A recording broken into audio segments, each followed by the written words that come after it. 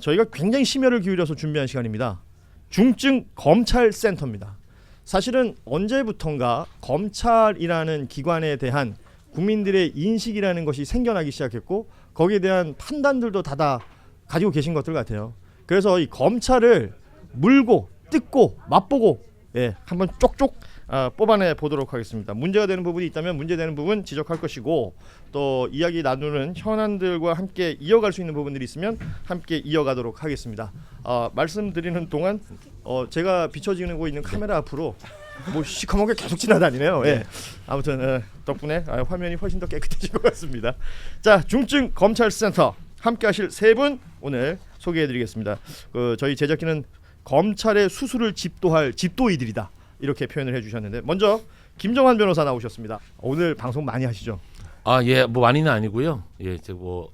지금 두 번째 하고 있습니다. 때마침 또 타이밍이 그러셔서 네. 잠시 뒤에 그 이야기 나누도록 하고 네. 그리고 김규현 변호사 나오셨습니다. 어서 오십시오. 안녕하세요. 급하게 왔습니다. 그렇다고 들었어요. 방금 재판 오늘 박정훈 대령 예. 그 보직해임 무효 소송 수원지방법원에서 제 1회기일이 열렸습니다. 그 재판 끝나고 달려왔습니다. 그렇습니다. 뭐 그 이야기도 저희 잠시 뒤에 예. 언급하도록 하겠습니다. 그리고 한결의 법조팀장이십니다. 정한봉 기자 나오셨습니다. 어서 오십시오. 네, 안녕하세요. 저 한결의 정한봉 기자라고 합니다. 반갑습니다. 자, 우리 내부인 오셨으니까 네. 한결의 내부에서의 뉴스 다이브에 대한 관심 어느 정도인가요? 엄청나죠. 엄청나요? 열심히 보고 있습니다. 부담스럽습니다. 두 개로 틀어놓고 보고 있습니다. 두 개로 부족합니다. 주변에 있는 스마트폰이 보인다면 모두 쫙 열어놓고 동접을 눌러주시면 고맙겠습니다. 사실은 검찰에 대한 이야기를 좀 더 깊숙하게 본격적으로 하기 위해서 이 코너를 만들었는데 오늘 우리 김정환 변호사가 나오셨으니까 김정환 변호사가 오늘 뉴스에 이제 전면에 등장한 이유는 한덕수 대행이 이완규 법제처장, 함성훈 부장판사를 헌법재판관 지명했던 이 내용에 대해서 헌법소원 그리고 또 가처분 신청을 오늘 접수를 하셨어요. 네, 그렇습니다. 그 내용을 좀 설명해 주시죠. 어제 오전에 갑작스럽게 이제 뉴스를 보고 깜짝 놀랐어요. 갑자기 두 명을 그동안 그렇게 임명하라고 했던 국회가 선출해서 임명을 해야만 했던 그 위헌적인 어떤 임명 부작위를 계속 행하고 있던 한덕수 그 권한대행이 갑자기 마은혁 재판관을 임명했다? 그래? 그러면 근데 그 뒤에 붙는 내용이 대통령 임명 권한인 두 명 몫을 임명했다라고 나오는 거예요. 그런데 사실 걱정을 하고 있었거든요. 권한대행으로서 장난을 칠까봐 걱정을 하고 있었는데 이제 그 대통령 권한대행은 사실 그런 형성적, 창설적인 재판관 임명을 할 수 없다라는 것이 헌법학계의 통설이고요. 그리고 그냥 권한대행인 경우에도 대통령 권리 시에 대통령이 사망할 수도 있잖아요. 사망하는 경우에 권리 시에도 그런 권한을 행사할 수 없다라는 학설이 통설인데 그 현재 대통령은 지금 파면이라는 이유로 즉 민주적 정당성이 완전히 훼손된 소멸된 이제 대통령이 지명했던 국무총리거든요. 그러니까 전혀 이 새로운 재판관을 임명할 권한이 없다고 봐야 됩니다. 그런데 이제 새로운 재판관을 임명하고 또 임명한 그 당사자의 면면을 보더라도 헌법재판소 재판관으로서 어울릴 수 없는 그 부분은 제가 조금 이따 말씀드릴게요. 그런 이제 임명을 하셨길래 이걸 어떻게든지 간에 결국은 근데 이 전례가 없는 사안이에요. 이런 것들이 뭐 판례가 있거나 하면 모르겠는데 과거에 황교안 권한대행도 사실은 임명할 수 있었는데 임명 안 했었거든요. 이 전례가 없는 사안에 대해서 결국 헌법재판소가 이 상황을 유권 해석을 해야겠다라는 판단이 들어서 제가 마침 진행하고 있었던 당사자로 진행하고 있던 헌법소원이 있어서 그 헌법소원의 재판 청구권 침해 당사자로 저를 스스로 이제 당사자로 놓고 헌법소원을 제기할 수 있었습니다. 그러니까 당사자였기 때문에 타이밍이 맞았고 소원을 제기할 수 있었던 거군요. 네, 그렇죠. 정말 저는 딱 사자성어가 떠올랐는데 임진왜란이 떠오른 게 아니고요. 죄송합니다. 농담하면 안 되는 거죠. 웃기려고 하신 얘기예요? 네네네. 난 진짜 혼자 깊은 생각을 했네. 어떤 관련이 있나? 전 놀라면 그냥 임진왜란이라는 표현을 좋아해서요. 근데 후한무치라는 단어가 떠올라. 정말로 본인 스스로가 12월 달에는 정말로 임명해야 되는 형식적 임명권도 행사할 수 없다. 대통령으로서의 어떤 적극적 권한을 행사할 수 없다라고 본인 입으로 말을 한 사람이 지금에 와가지고 갑자기 정말 태도를 180도 돌변해가지고 임명권을 행사하겠다라고 하면서 전혀 부끄러움을 느끼시지 않는지 저는 정말로 이해할 수 없는 어제 임명이 있어서 제가 할 수 있는 선에서 정말로 헌법 소원을 꼭 제기해야겠다는 생각이 들어서 제출하게 되었습니다. 왜냐하면 저는 이 모든 내용에 있어서의 시간이 굉장히 중요하다라는 생각을 하고 있는데 많은 전문가들이 또 지적하시는 부분이기도 하고요. 그러니까 때마침 타이밍이 맞아서 우리 김정현 변호사가 이렇게 헌법 소원을 했다라는 부분 굉장히 눈에 확 띄었어요. 네. 그런데 이게 현실적인 어떤 효능감, 뭐 효율성 이런 것들을 따져 보면 이걸로 막을 수 있는 것이냐, 이 이야기도 좀 해야 될 것 같은데, 요건 우리 김규현 변호사한테 한번 여쭤볼까요? 예. 헌법학계에서 사실 말씀해 주셨다시피 통설이 권한대행은 이런 대통령 고유 권한인 임명권을 네. 행사할 수 없다라는 게 통설이에요. 그래서 네. 통설대로만 간다면 이거는 막을 수 있어야 하는 게 맞습니다. 근데 다만 이게 지금 학설로서만 존재해 왔었고 실제로 이게 현실에서 벌어져 갖고 어떤 판례나 그러니까요. 어떤 사례가 전무한 상황이거든요. 그렇기 때문에 지금 100%다 이렇게 이렇게 말씀을 드릴 수 있는 상황은 아닌 거죠 이게.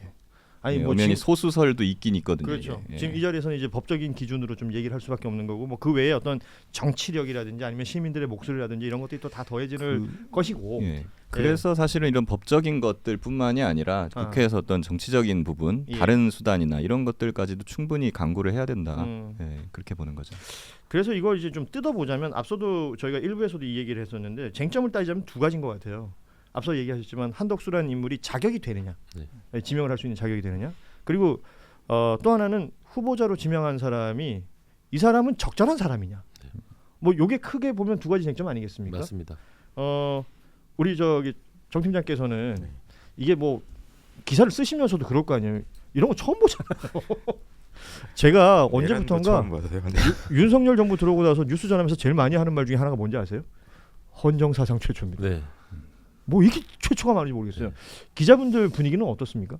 뭐 실제로 임명할 거라고 상상을 했었던 적은 거의 없었기 때문에 그러니까 처음에 이제 그날 속보가 쫙 왔었잖아요. 일단 이제 마은영 후보자 임명을 했다라고 해서 잘했구나 이렇게 이게 거기까지 보고 대부분 거기까지 보고 다음에 이제 새로운 사람들이 임명을 했다. 아. 그 중에서 특히나 또 이제 이완규 이제 법제처장 같은 경우는 요새 윤석열 대통령의 가장 친한 친구 중에 한 예. 명이기도 하고 재직 시절에 또 되게 많이 사실 법제처장이 되게 눈에 띄는 자리는 아니에요. 뭐 그러니까요. 힘이 있거나 예, 이제 예. 이런 자리는 아니었는데 이제 그럼에도 불구하고 이제 윤석열 대통령이 이제 법률적인 자문이라든지 이거 구하는 사람이 두 명이 있거든요. 이제 한 명이 이제 이완규 처장, 다른 한 명이 이상민 이제 행안부 예. 장관 이 두 예. 명이 주요하게 이제 법적인 조언이나 이런 거 구하는 이제 대상이고 사실 이완규 처장 같은 경우는 오래 전부터 좀 이제 정부 시작할 때부터 헌법재판관이나 이제 대법관 욕심을 이제 좀 가지고 있었어요. 그러니까 그 얘기를 하더라고요. 처음에는 그 지금 이제 정영식 재판관이 그 당시 여당 몫으로 간 거 아닙니까? 그 자리를 처음에 이완규 이름이 거론됐었다. 예. 그렇죠. 이야기도 그러니까 나오고. 약간 이완규라고 하면 검찰 내에서는 약간 그런 분야에 있어서 상수입니다. 사실 본인은 헌법재판관보다 대법관을 더 하고 싶었을 거예요. 그래요? 예, 왜 그러냐면 이완규라는 사람이 되게 유명해요 검찰 내에서. 저도 이제 신임 검사 때부터 그분을 알았어요. 어떻게 예. 알았냐? 그 사람은 보통 검사들은 이제 판사들에 비해서 무식하다. 예, 그런 인식이 있고 검찰 내에서도 사실 인정하거든요. 그런 그래요? 걸. 예. 근데 이완규 처장, 그러니까 이완규 검사를 얘기를 하면은 다들 그 사람은 대법관들하고 해도 안 밀려. 판사랑 법리적으로. 붙을 수 있는 검사. 예, 법리적으로. 어허. 예, 뭐 그런 이미지가 있었고 그리고 기존 옛날부터 약간 보수주의 예. 그리고 검찰주의 예. 이런 거에 약간 화신 같은 존재. 아니 그 였다고 박사 해도 망할 논문 것 보니까 같아요. 아주 기가 예. 막히더라고요. 어제 저도 소개된 거 예. 봤는데 검찰의 지위를 박사 논문으로 썼더라고요. 네, 그리고 다 그 책 한번 읽어보라고 얘기를 합니다. 그래요? 검사 들어오면은 그 책을 썼어요. 뭐 무슨 일종의 검찰, 그러니까 검사들의 정신교육용 같은 그렇죠, 건가요? 그렇죠. 예, 정운교육 교관 뭐 이런 약간 그런. 예. 정운병 출신으로서 언짢은데. 아니 이 내용이 그 워낙에 진지하고 심각하게 봐야 될 내용들입니다만 이완규란 인물에 대해서 좀 더 깊이 볼 필요가 있다. 그냥 단순히 그냥 뭐 여러 가지 정황상 부적절한 사람이 아니라 내란 혐의를 받는 사람 아닙니까? 네. 그럼 만약에 뭐 100만 번 우리가 양보해가지고 헌법재판관이 됐다고 쳐요. 네. 헌재의 헌법재판관이 내란 관련 혐의로 수사를 받거나 재판을 받아야 된다. 이런 게 있을 수가 있나요?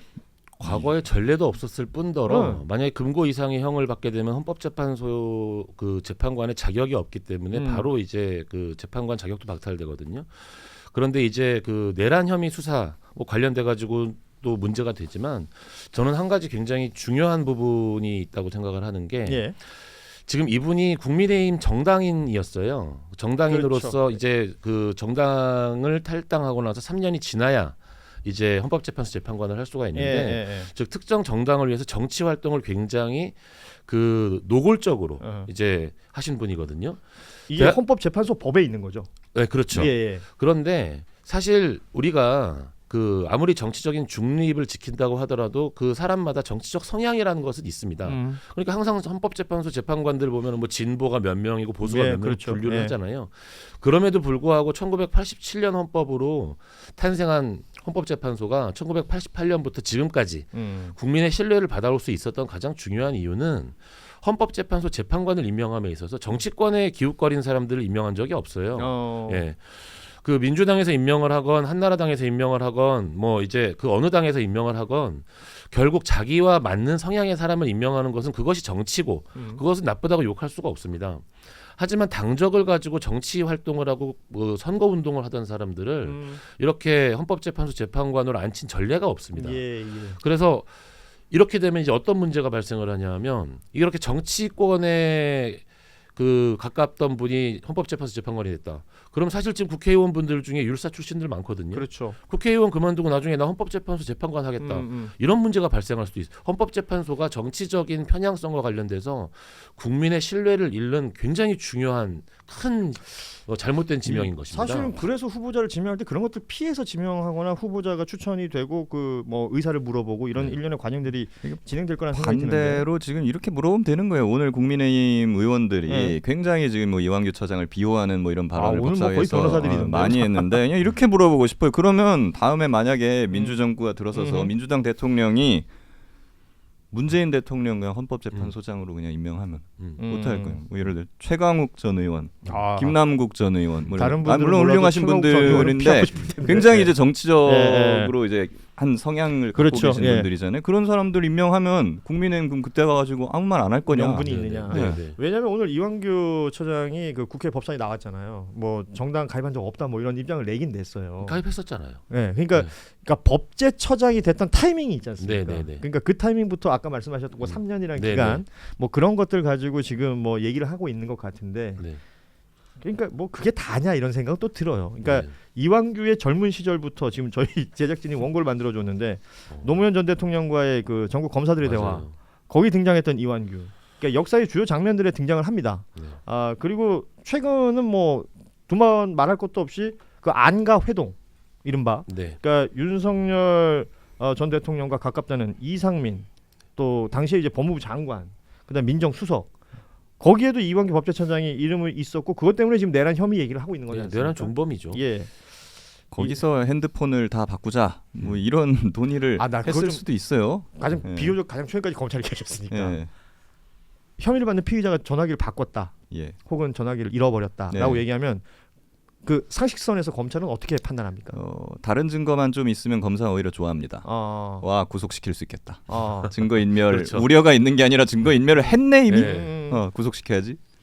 이 생각부터 들죠. 그러니까 이런 사람이에요. 이런 사람이 지금 헌재 재판관 후보라는 거. 지금 사실 뭐 정당 경력이나 이런 것도 문제지만은 범죄 혐의를 받는 범죄 혐의자를 지금 헌법재판관에 임명한 거는 이거야말로 진짜 헌정사상 뭐 유례가 없는 일이라고 해도 무방할 정도. 그렇죠. 기존의 헌법재판관들, 기존의 대법관들 현재 그분들이 어떻게 생각하고 있을까 저는 그게 궁금해요. 그러니까 이건 법조인 전체가 사실은 어떤 정당성에 대한 이야기잖아요. 모욕하는 거예요. 그러니까 뭐 민변도 오늘 입장을 내고 뭐 여러 가지 입장을 내고 있던데, 그러면 뭐 사실 뭐가 문제인지는 여러 방송이나 여러 곳에서 지금 짚고 있는 것 같습니다. 그럼 각자 생각하시는 이 상황을 막을 수 있는 가장 효율적인 방법은 뭔가요? 이 상황을 막을 수 있는 방법, 그러니까 결국 정치적 방법과 법적 방법 이렇게 분리할 수 있을 텐데요.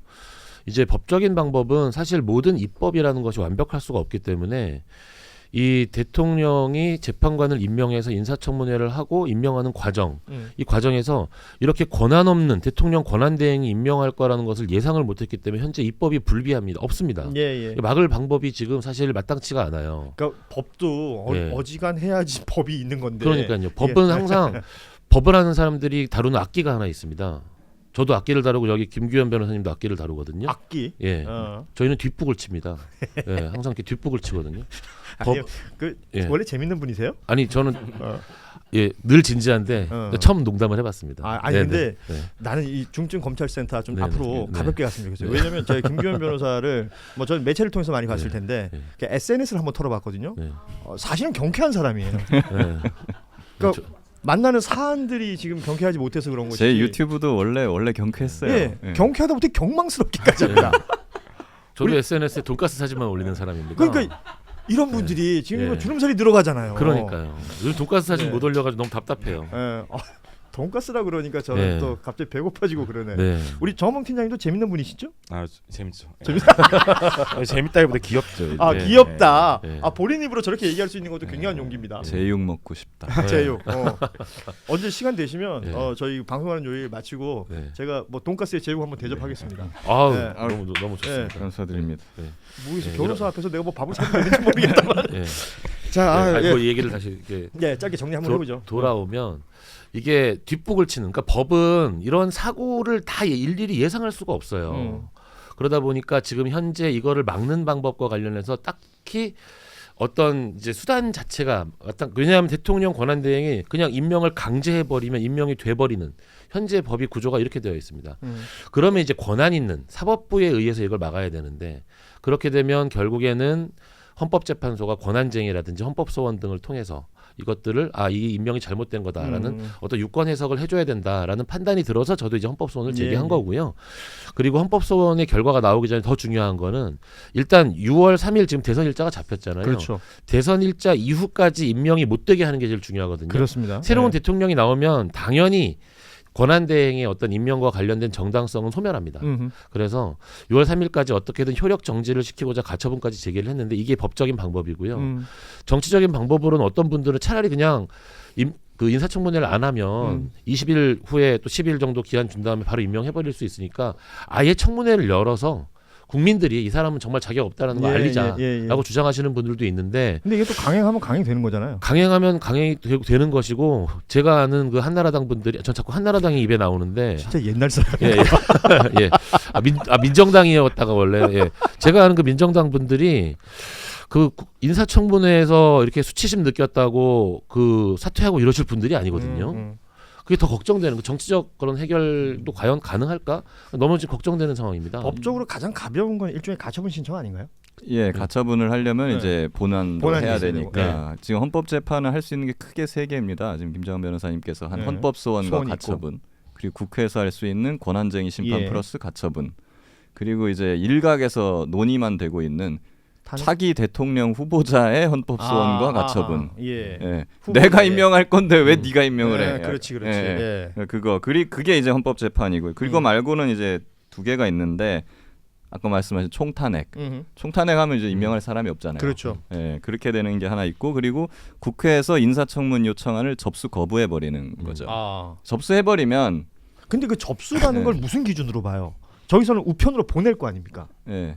그거를- 전자로 보통 이제 그러니까 네, 우편이라는 게 뭐 이메일까지 전자까지 포함해서 뭘 보냈다라는 흔적은 남을 것이고. 그렇죠. 그럼 뭐 의장실이 됐건 국회가 됐건 뭐 이렇게 예를 들어 클릭을 했다든지 예. 이러면 그냥 접수로 보는 겁니까? 그렇죠. 예, 우편으로 보내면은 이제 그냥 뭐 문 걸어 잠그고 그러니까 뭐 안 그런 받아야 거 될 많이 거고요. 봤잖아요. 전자로 보내면은 이제 정부 그 전자 시스템 공문 시스템 예. 있잖아요. 거기서 이제 뭐가 와도 내가 송달받기를 눌러야지. 그게 접수 이게- 시점이 되는 겁니까? 예. 근데 이제 법적으로 봤을 때는 그게 달리 판단될 여지는 있어요. 근데 아, 시스템상으로는 어쨌든 시스템으로 내가 보는데. 접수를 눌러야지 이게 되긴 하는데 그걸 안 눌러도 뭐 내 접수된 걸로 음. 법적으로 판단될 여지는 있죠. 그렇죠. 예. 이거는 제가 조금만 이제 간단하게 설명을 드리면 제가 이제 대학에서 행정법 강의를 하니까 이제 신고라는 것이 법적 효력이 발생하는 것을 수리를 요하는 신고, 수리가 돼야지만 그 신고는 효력이 난다라는 예. 게 있고 수리를 요하지 않는 신고가 있어요. 수리라는 건 받는다는 받는 얘기죠. 거죠. 예. 그러니까 근데 출생 신고 같은 건 아이가 태어났잖아요. 예. 나 출생 신고서를 내요. 근데 어떤 공무원이 잘못해가지고 그거를 입력을 안 했어요. 입력을 안 했다고 아이가 안 태어난 게 아니거든요. 예. 이거는 그냥 제출하는 순간 효력이 발생하는 겁니다. 예. 그런데 뭐 개발 제한 구역 내에 건축 허가를 신청했다. 이런 거는 심사를 해야 되거든요. 그러니까 이거는 제출만 한다고 해가지고 효력이 나는 게 아니라 이거를 받아야지만 효력이 나는. 이제 지금 이 접수와 관련해 가지고도 그러면 내가 인사청문서를 제출할 때 효력이 나느냐? 그런데 지금 현재 인사청문회법이 아쉽게도 제출한 때라는 표현이 있어요. 예. 그래서 마치 제출을 하면 효력이 나는 것처럼 해석할 여지가 있지만 이 전체적인 그 제도의 취지, 출생이라든지 그런 것들도 다 제도의 취지를 보는 거거든요. 인사청문회의 주체가 누구냐, 그리고 인사청문회와 관련해 즉 형식적 심사를 할 수 있느냐, 예. 이런 부분 좀 이제 짧게 설명드리면 만약에 출생신고서도 빈종이를 갖다 내는 거예요. 누가 그러면 아유 이름은 써오셔야죠. 그치. 태어난 날짜는 써오셔야죠. 기본은 갖춰야 네, 되니까. 기본. 넌 기본을 합리화할 갖춰야지. 수 형식적 심사로 거부를 네. 할 수가 있거든요. 그러니까 아예 이거는 그 무관한 자에 의한 어떤 임명이기 때문에 형식 자체가 잘못된 거다라는 이것을 이유로 거부했을 때 해석의 차이는 있지만 저는 접수 거부가 가능하다고 해석을 하거든요. 충분히 가능할 것 네네. 같습니다.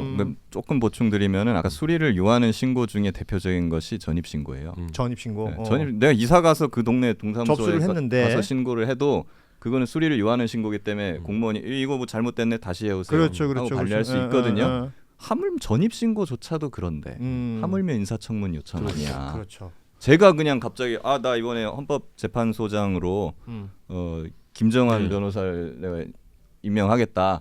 김규현 이름으로. 그러면서 국회에다가 제가 인사청문 해라. 인사청문 요청안을 보내요. 받아들이겠습니까? 네. 접수시켰잖아. 네. 뭐 이러면 네. 접수가 안 안 되는 된다는 거죠. 거죠. 넌 누구야 이러겠죠. 정확한 비유십니다. 아. 네. 요거 좀 쇼츠로 만들어서 내보내주세요. 예. 그러니까 김규현 변호사님이 사람이 되게 없어 보일 것 같긴 임명한 것과 마찬가지 효과인 예. 거예요 지금. 그러니까 지금 상황이라는 게 그렇다는 겁니다. 네네. 예. 그러니까 국회 단위, 그러니까 국회의장실에서 나왔던 그 이야기를 현실화 시켜 보자면 이런 식의 논리로 해석이 가능하다라는 얘기를 좀 해봤습니다.